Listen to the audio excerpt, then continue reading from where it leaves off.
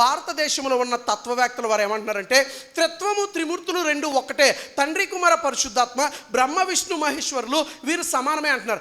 ఎలా సమానం అండి అని అంటే గనక వారు అంటున్నారు కదా, బ్రహ్మ ద క్రియేటర్, బ్రహ్మ అనగా సృజించువాడు.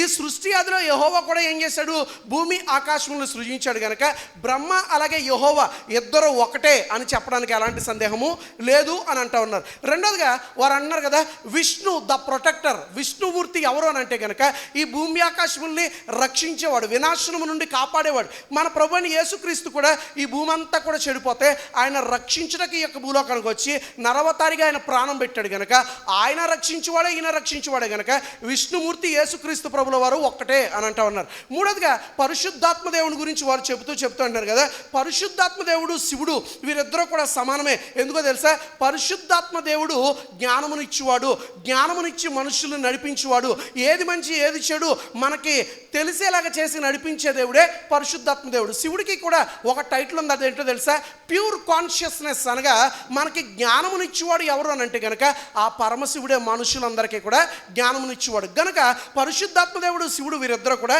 సమానమే అని అంటూ ఉన్నారు. కానీ ప్రియులారా గమనించండి, బ్రహ్మ విష్ణు మహేశ్వరులు వేరు, తండ్రి కుమార పరిశుద్ధాత్ములు వేరు, త్రిత్వము వేరు, త్రిమూర్తులు వేరు.